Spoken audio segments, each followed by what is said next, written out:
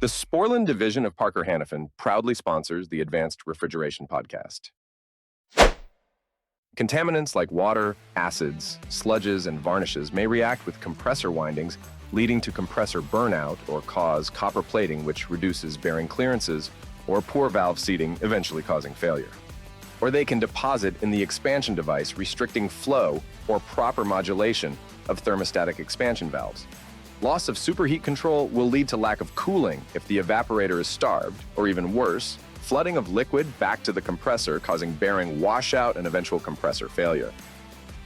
Installing a properly sized, high-quality, time-proven Sporlan catch-all will ensure contaminants are captured before they can harm the new system components. Ask your local refrigeration wholesaler about the Sporlan catch-all filters. Parker Sporlan, leading the charge.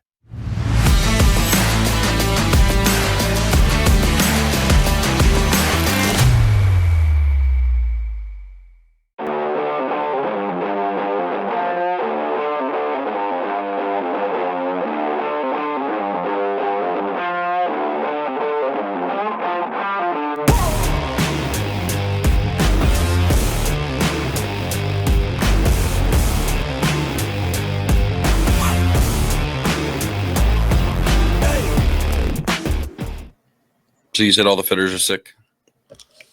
Oh, yeah. Everybody had the flu. I'm just waiting to get the flu. What do you mean waiting to get the flu? You do have the flu. I don't know yet. You definitely sound like you have the flu. I had a sinus infection, and now I'm going to get the flu. You sound like I did about 3 weeks ago. Yeah. Everybody on this job site started shitting themselves. It was not a good morning.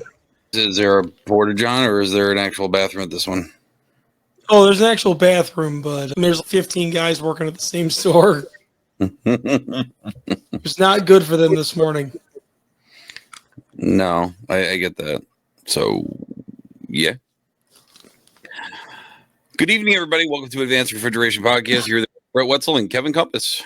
So, besides feeling like shit, how are you doing, sir? I feel like death. You sound like death. It was worse. I had no voice Tuesday, Wednesday. I hurt to talk. I pseudo talked to you. And it was ridiculously busy. Yeah. The last 2 days. So cool. What have you been working on? I've been trying to keep my science project Walgreens alive. It's had a host of issues. Yeah, why don't you talk about what you can talk about? I know you found something out after we talked. So the Danfoss three-way valves, I forget the model number. It's a CTR. Yeah, CTR. So it actually stands on the head, but this one was turned so you couldn't see it. Mm-hmm. There's a 43 PSI differential max on those valves. So it's really low. It's extremely low. So you can't have more than 43 PSI across any of the ports or it won't shift. You could hear the motor drive. It sounds like it's moving. It's not. So that's the heat reclaim, right? So that's the, is that before it goes in the gas cooler or after? No, that was the gas cooler bypass. The one that you're having issues with. Yep. So I've been tracking it randomly. It starts high head in the rack. It would high head, then it would knock everything out in discharge temp because it would drive the iPro temp up so high because it was bypassing the gas cooler that it overheated all the compressors. So ended up like looking at it and I'm like, it's got to be a bad valve. Right away, it's okay. It's losing its place, which it was. Mm-hmm. And it's got to be a bad valve. Mm-hmm. So get a valve sent out, throw it in. You'll stroke it open, stroke it closed with it running. God, I'm getting that go again. Sounds like it's coming through yours. Yeah. Is that better? Yeah. Okay. Yeah. That's stupid Zoom track. So stroke it open, stroke and close with it running. It's fine. Mm-hmm. Zero issues. Yeah. After that, we pack up, we leave. it runs for 3 days, and it gets real cold out on Friday over the weekend, and it does it again. I'm like, it goes to 100% bypass, and then starts high head in the rack. Never comes back. Whatever you just did made it worse. It's worse now. It's better now. Nope. Worse or better? I think it's your internet, dude. Turn the camera off. Working on it. Stop camera. Is that better? Yeah, so far. Okay. So Continue. get the rack back going and get it to calm down. Babysitting it all weekend, watching it, and go in Monday, and sure as shit, it's bypassing. I'm like, what the hell? It can't be stuck again. So me and the apprentice pull the valve back apart, look at it. I'm like, I hook an SMA up to it. It drives fine. Okay. Man, I'm still getting a fucking echo.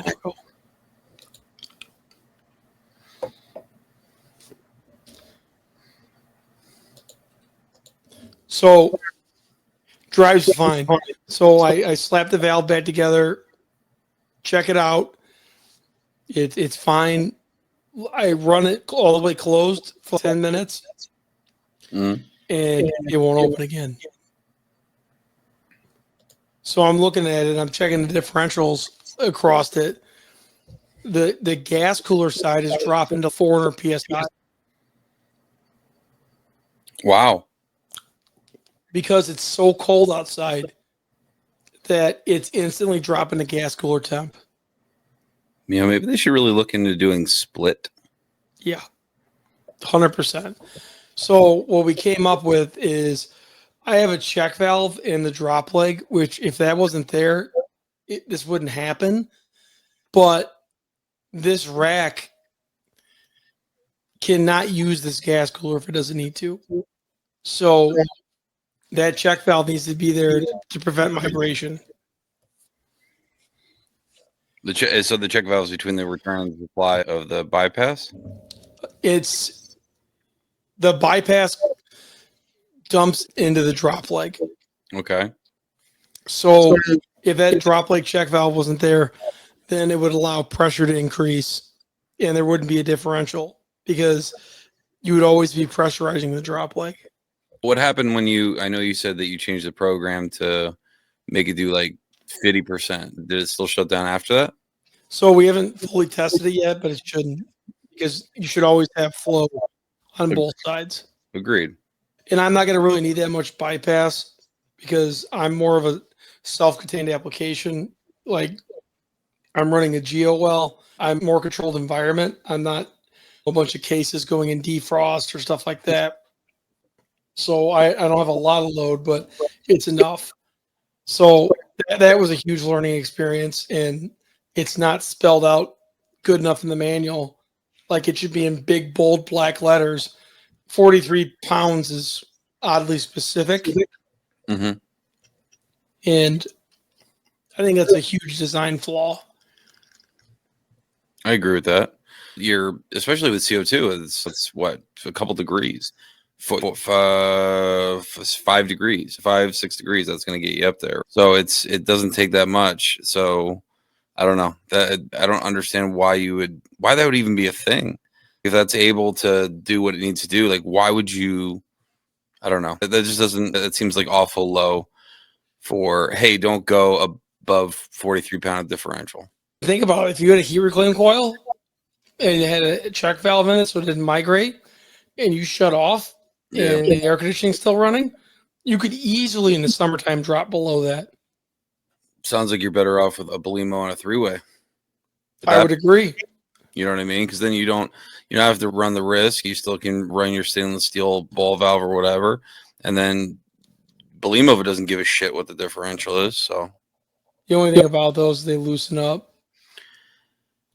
Yes, and I agree. Actually, I saw something interesting. Someone was showing us the system because apparently sometimes from utilizing them in like a hot gas situation, they cause the Belimo actuators to take a shit because they heat them up so much because of them being connected.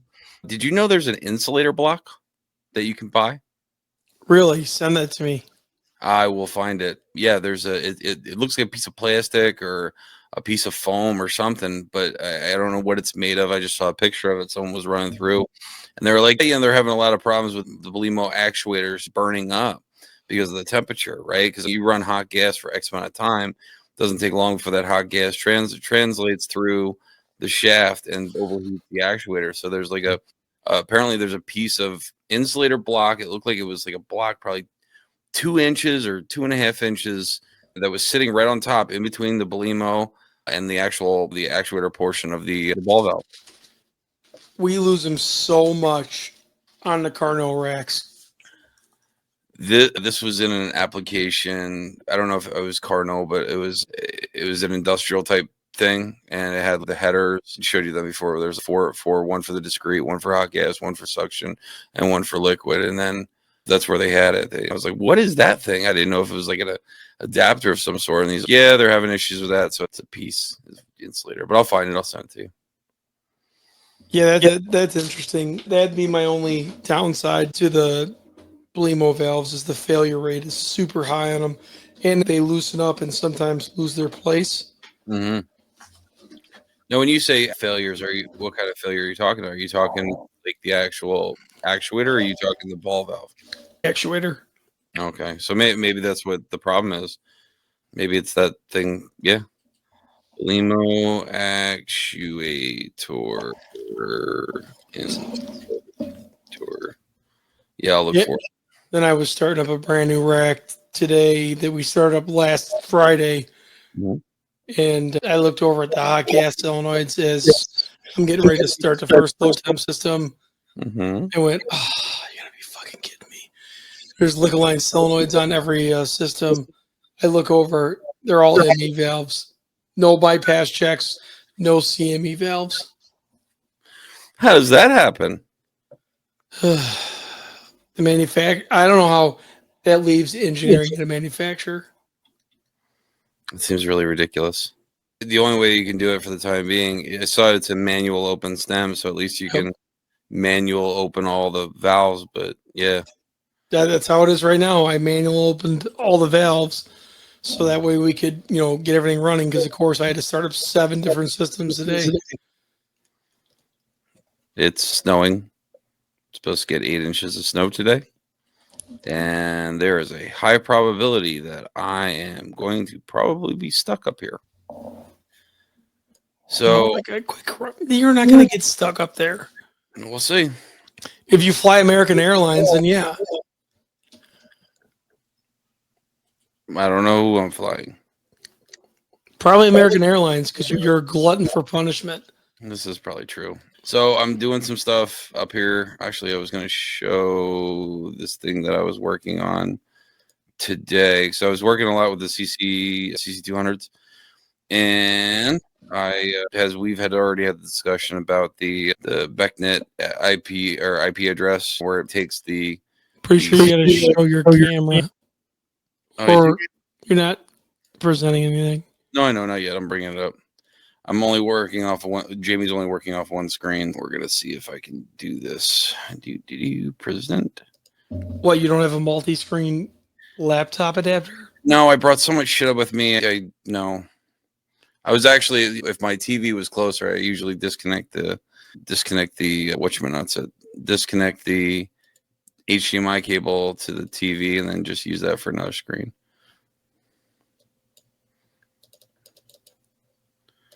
I'm probably going to have to what the fudge?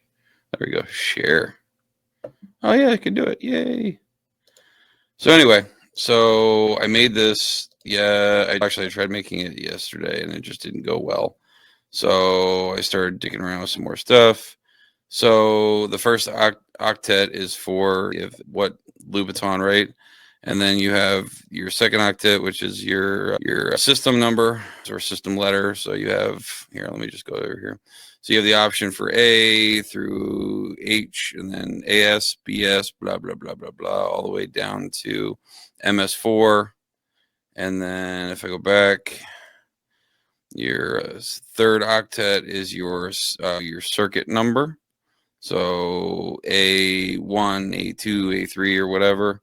And then your fourth octet would be the letter of the case. So A1A, A1B, A1C. So what I ended up having to do is, because at one point I did have it working, but when I started going into these ones with the multiple letters for the system number, it told me to go screw myself.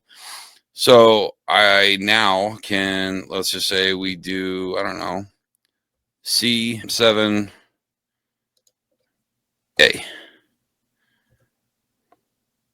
Bang. So now we have that. So we can do then C7B. And then you have your IP address, and then you have your circuit name. And the reason why I ended up making this is because I was pinging a whole bunch of circuits.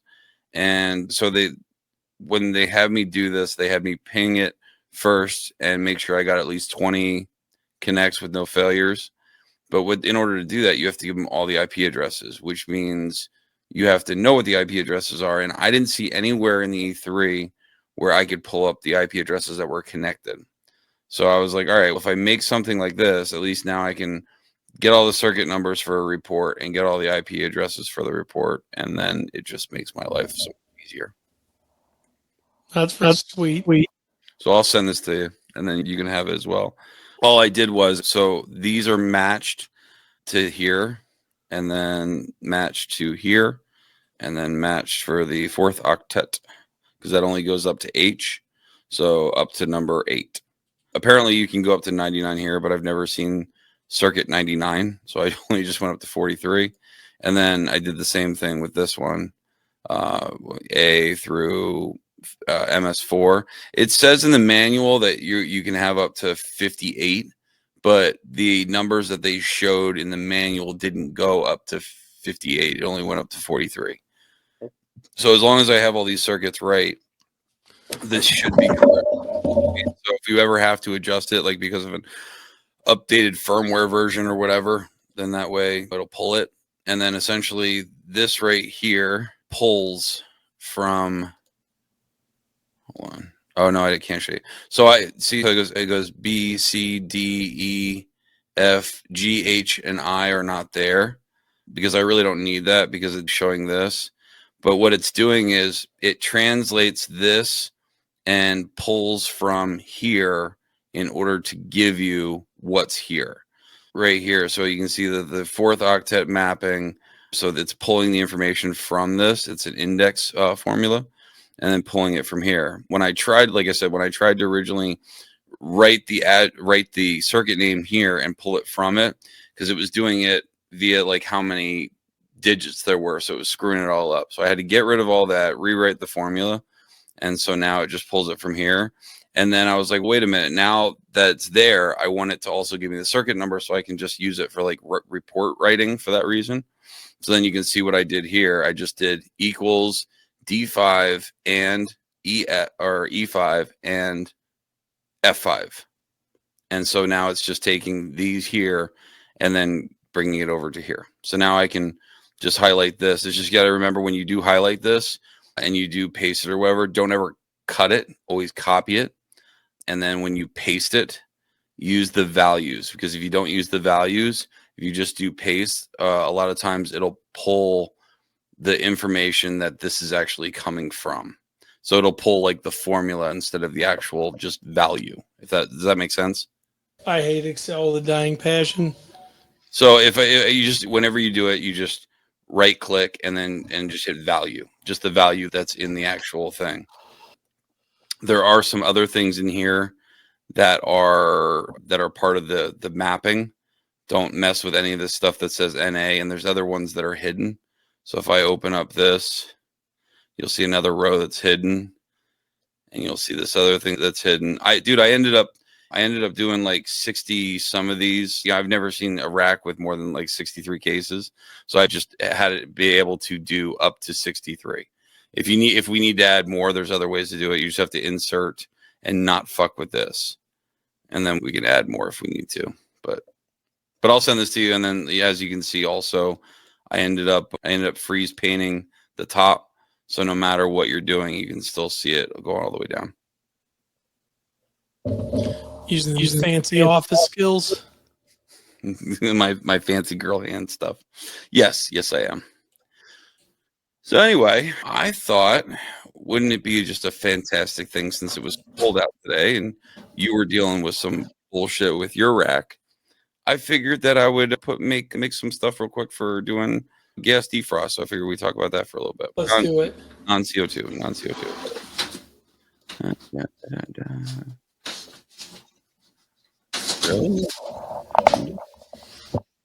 What the fudge? Why is it not up?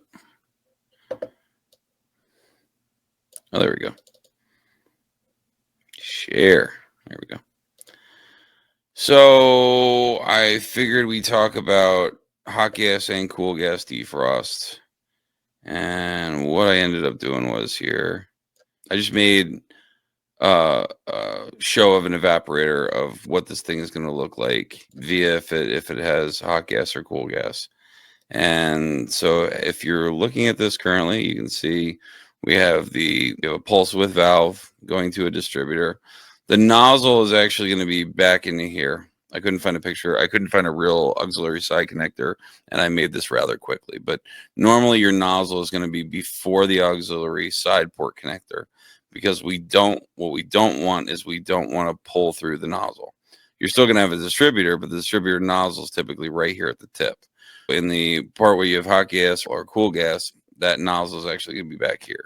Today's episode is sponsored by the RefraShield RDP Series differential pressure monitors from Westermeyer Industries, now available for transcritical CO2 systems in addition to other common pressures and refrigerants. When the filter element of your coalescing oil separator is contaminated, it can hurt your system's performance and efficiency. But how do you know when it's time to replace that filter? Wait too long to replace, and you could end up with a nasty filter blowout. But replacing too often can be a waste of time and money. The answer is installing a differential pressure monitor. The RDP Series differential pressure monitors, including the new transcritical CO2 model, are available now from Westermeyer Industries. To find out more information, email sales@westermeyerin.com. That's WESTERMEYERIN.com. And what we're doing is, if we're doing reverse flow, we're dumping gas directly into the suction, goes through the coil, goes through the coil, and then comes out the distributor tubes, and then up through the bypass line, up through the check valve, and then back up to the liquid line. And this is just a regular run-of-the-mill reverse defrost type system. I drew up this before I continue, I have the termination temperature sensor here. Typically, we're all accustomed, if anyone does Target and some other customers, they usually have them up there on this distributor. In hot gas, unless you disagree with me, I like seeing it right here, because it's going to do two things, right? The fan's going to cut off instantly if you have that right there, because that's where the gas is going to enter. So that means your fans are going to cut off instantaneously as soon as it does get that hot gas.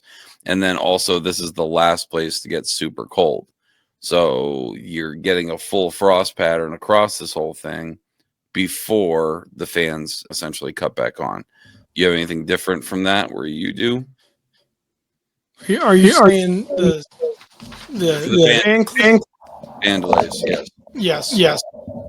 Yep. And then if we are our defrost termination, we are typically going to be right here on the bypass line. Because remember, if we're putting hot gas into here, that hot gas is going to be desuperheated, turn into a liquid, and then if there's no more ice or frost on the coil, then that hot gas is just going to start increasing in temperature.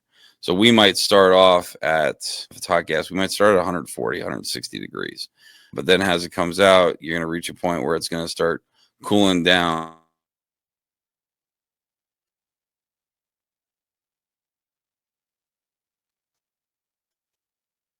So the gas is going to increase in temperature, and then that's telling us, hey, we are done. And typically we like to, obviously anything above freezing is great. You know, I've seen 45 to 55 degrees is way more ample enough in order to defrost that coil.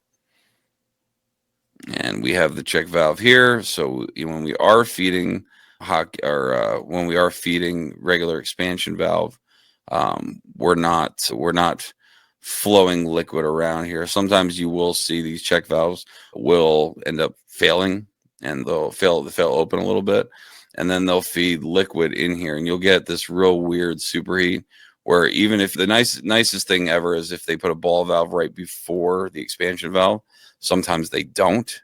So if you have a mechanical expansion valve, if you close it off all the way, a lot of times you can get it where it's not going to feed at all, and then you can see if the liquid is coming from here. It's a pain in the ass to diagnose sometimes. I've used the thermal imaging camera. You have any tricks or hints that you do? Thermal camera, or just grabbing it. A lot of times you could feel it when it's blowing through. The other thing you'll a lot of times see, because you got to remember that where you're feeding into is going to be after the nozzle. So a lot of times you will see the liquid will not really go up towards the top of the coil. It'll gravitate down toward the bottom because that nozzle is not in there to put that little spin on it where you're evenly distributing it throughout there. So a lot of times you'll see it load up the bottom of the coil hardcore, and you'll have this real uneven flow of liquid there. The next one I wanted to bring up is, now this is a little bit different. This would be like if you have a 3-pipe type system, you could essentially do it if you had a systematic setup of check valves, but this is putting hot gas directly into the pan loop and then going into the suction with the solenoid shutting it and essentially going through the coil, defrosting the coil, going around the expansion valve and back up through the liquid line. I absolutely despise pan heated coils. As do I. They never get warm enough to keep the pans from freezing, it seems. And then people, because they're so accustomed to doing their defrost with their temperature sensors and that, they will put it, they'll put it on, I don't know, they'll put the temperature sensor in the wrong location and it ends up throwing it off. There's different variations of this setup. But even if the hot gas goes through the pan first, you're not a fan of it? No. Hmm. They always leak. Yeah. And then I'm a big fan of electric heaters in there. So many less issues. I agree with that. I guess we can go right to flow unless there's something you want to add. No, let's go right to flow. So let's do this one first, Tom. So this isn't exactly how you're going to see it. Typically, you have a parallel rack where you'll have one hot gas solenoid. You're going to have multiple. In this instance, I just put essentially one coil on here. That's hot gas because I did this with the quickness the past hour when I talked to Kevin. But anyway, so what we're going to do is typically when we want to start going into hot gas, unit will pump down. And so it will shut down. In this instance, it's going to shut down just the electronic expansion valve here. And then the DDR typically will de-energize in order to create the differential, which I like. I like that better because if God forbid you lose the solenoid, that means, yeah, you will still have you'll have a higher pressure all the time, but at least you're still going to go into defrost. That's the one nice thing. If you have an OLDR and you lose the solenoid, you might not find out until, until 400 feet of all those cases are all iced up, right? Oh, I 100% agree. I'd much rather fail in differential. 100%. It's going to cause, and they don't do it. They don't like doing it that way because their thought is like, I don't want to waste energy. Okay, wasting energy for the small amount of fucking time, then having to waste my energy or your energy having to de-ice 5,000 feet of frozen food. Let's just lose a little kW for the time that we need to get it. Anyway, so this will make a differential. You'll have a higher differential on the inlet side, typically anywhere from 20 to 30 pounds. You want to go off the farthest system. A lot of times it'll be your bakery freezer or whatnot. This suction stop will essentially close. This valve will be energized. We'll dump the hot gas directly in here. And once again, if I zoom in here, you'll see the hot gas go directly into the suction, go through the coil, go back and forth, come out the distributor tubes, around the expansion valve, and then that refrigerant, because it is a liquid, will get redistributed up into the liquid line. Be mindful if your termination temperature sensor is either in the wrong location or if it is not reading right or not on the pipe, because what's going to end up happening is you will cease the liquid production that is there. And a lot of times you will inadvertently, as far as with hot gas, you might start having intermittent high discharge pressures, because if that gas is going in gas and coming out gas,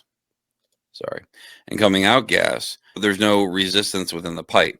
So it's going to sail as fast as possible. Now, the problem is that this DDR is a stupid valve. All it knows is that it's supposed to either be open 100%, or it's supposed to make that differential. If it starts losing its differential, it's just going to start closing down more and more, and then potentially cause a higher head pressure, and it's just not a great thing, especially in the summertime. You can have high head pressure issues coming from a system that is just having a sensor either not reading properly, not in the right location, or even off the pipe, that's causing that coil to go into defrost way longer than what it should. And then because it's vapor in, vapor out, there's not really any resistance inside the pipe creating that liquid. So then it could potentially cause this to start clamping down, which inadvertently will give you a higher head pressure. Thoughts? No, it's 100% right. I try to schedule defrosts in the morning, and then after the sun goes down, so everything's cooler outside, to try to avoid those. Yeah. Obviously, with walk-ins, that's going to be a bit of a chore. You're going to have some during the day, but try to minimize it. Try not to do glass doors during the day. Try not to do coffins during the day. You want to pick the time when the head pressure is the lowest to run defrost. And quite honestly, you don't really want it running during the day at all if you can avoid it, because energy consumption costs more money during the day. Besides Miss Soccer Mom keeping the door open, looking for whatever ice cream and adding more load on there, we really don't want to defrost in the daytime, because it's going to cause the head pressure to be inadvertently higher, which in turn is going to cause more money for the defrost, because we have to arbitrarily raise the discharge pressure 20, 30 pounds, right? Correct.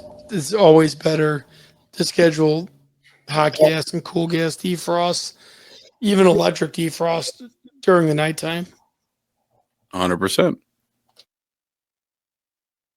Anything else you want to add? No. All right. Then we'll go straight to Kool Gas Defrost. So I added some things on here, so let me explain. So in Kool Gas Defrost, it's exactly what it sounds like. We're actually taking the gas actually off of the top of the receiver. The reason for this is it's not 180 degrees or 200 degrees. And so the thought is, and correct me if I'm wrong, Kev, but like the thought is that some people think when you're putting hot gas into it, because it's the latent heat is really what's defrosting that coil. It doesn't really give a shit how high the temperature is. It does help a little bit. It's a little bit of sensible heat, but mostly you get most of your defrosting done from the actual state change of the refrigerant, right? That's the whole reasoning behind it.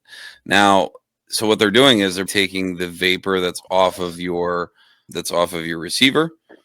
I was so close to calling it a flash tank, off the top of your receiver. You can get anywhere from summertime, you might get 100 degrees. Wintertime, you might be as low as, 60 degrees. And we're going to get into some issues that you could see with that. But just know that's the range for right now. And so same concept, right? We're going to stop the flow of refrigerant with the EXV. Sometimes you'll have a liquid ball valve, right? Or I'm sorry, liquid solenoid valve. Usually if you have a solenoid valve, it has to be a bi-flow solenoid valve. So instead of a ME, you'll have a CME, which stands for bi-flow check valve.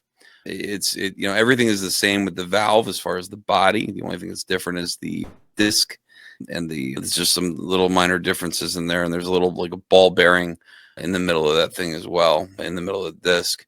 So anyway, so you either have that or you'll have a check valve around the actual liquid line solenoid valve. So if in Kevin's instance, what he was talking about right before we started, recording here, you could have either a CME solenoid, which allows flow to go in either direction with the solenoid energized, or you could have a check valve around the liquid line solenoid so it can go around and then redistribute that liquid. Otherwise, you'll reach an equilibrium where the liquid pressure is the liquid pressure, and we don't have a pressure difference, so we can't flow anything.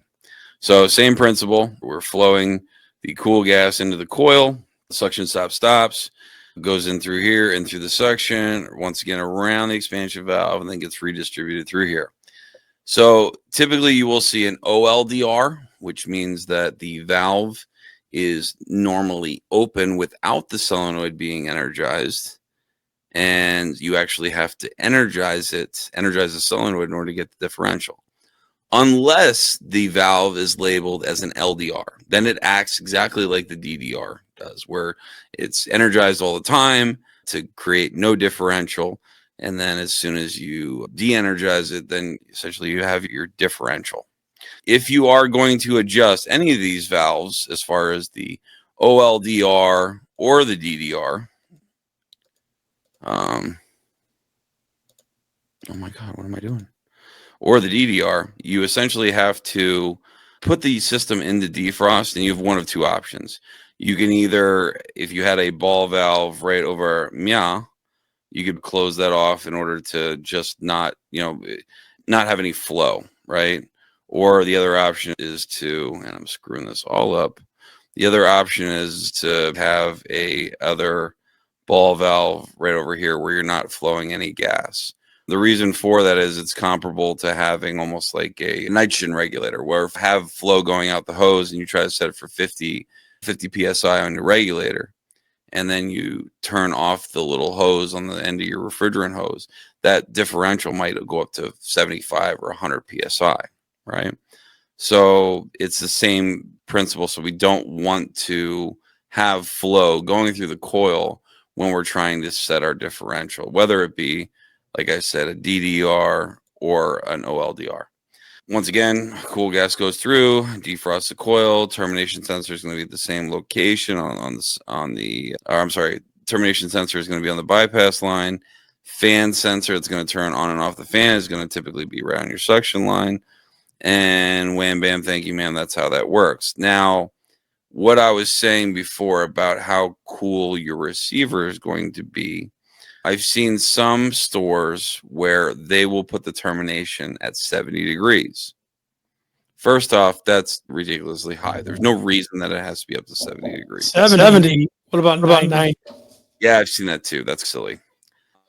The problem with that is if it is 60 degrees outside, okay, we might maintain 68 or 70 degrees of saturated condensing temperature.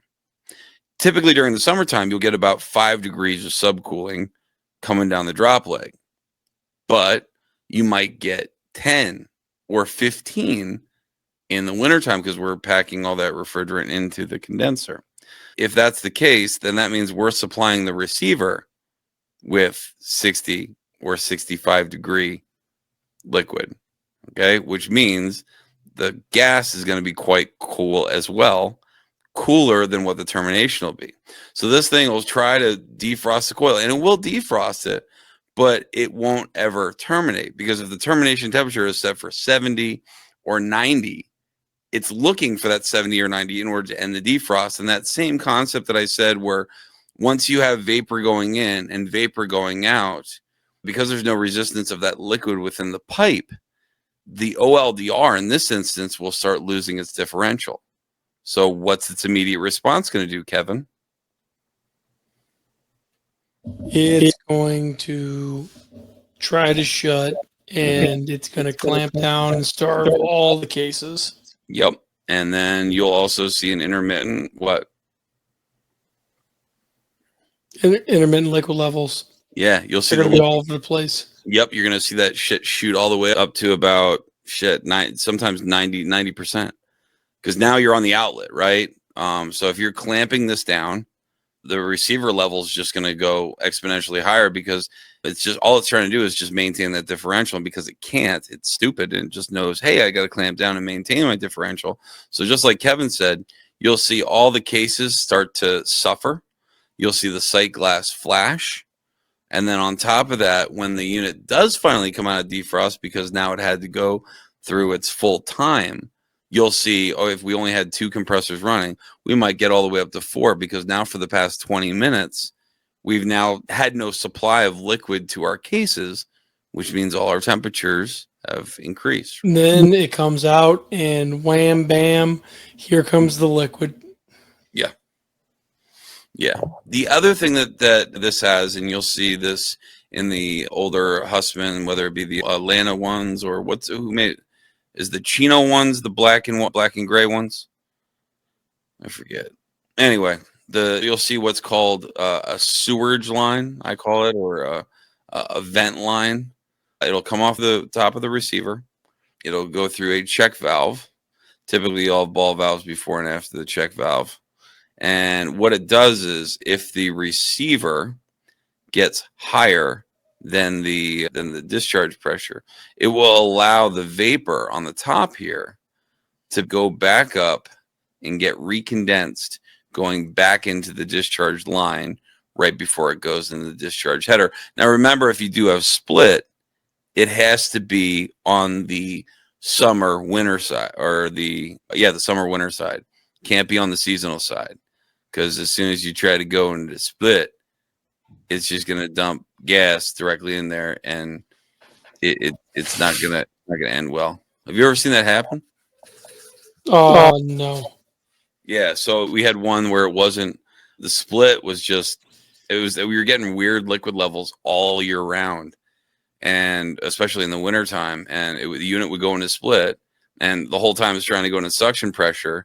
But then the whole time you're taking all that vapor that's in the tank in the receiver and then filling up the split side. It's because you guys don't even need split. You keep saying that, but I'm going to disagree. You were dying today. I wasn't dying today. I was inside today. It was just, it's really windy in like where I am in Ohio. It's like that every day out here. Yeah, but you're the dumb one who lives in Indiana. I do not live in Indiana. There's a reason why I moved to Texas. Because you forgot how split works. I know how split works. I just explained split. You son of a bitch. Is there anything you would like to add? Yeah, Kool Gas Defrost doesn't work. Oh my God. Yes, it does. Yeah, okay. It works very poorly. Do you have those pictures that you shared? Actually, I think I can share them. Kool Gas Defrost works very poorly when you start trying to save energy. I'm going to agree to disagree. I think you're going to agree with that one because you know it's true. Kool Gas Defrost, when you start floating head pressure, really suffers.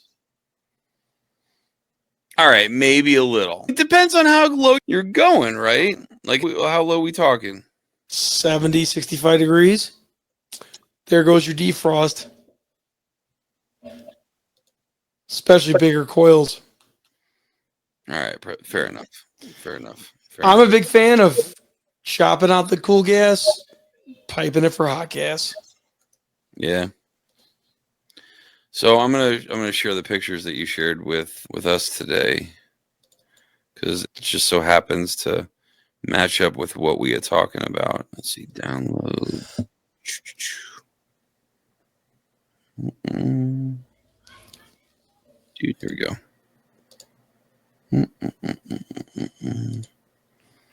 Okay, here we go. Stop share. Stop screen. Present. Share screen. Dude, here we go. So this was on. You want to explain what's going on here? Right here we have standard rack, standard hot gas defrost rack, and it's hard to see them, but in the middle of the one that's marked looks like NA. Not really sure what that duct tape means, but there is your sport valve right there. So on your suction, right behind it is your hot gas solenoid. No, to the right. Oh, this one. Okay. Yep. So those are your hot gas solenoids. Mm-hmm. And look, one pipe to the left in the back, you have liquid line solenoids. Let me bring up the actual better picture of that. So you have ME liquid line solenoids. Yes. This is not going to work. 100% not going to work. Explain. You cannot flow backwards through an ME solenoid. You'll get some flow backwards through it.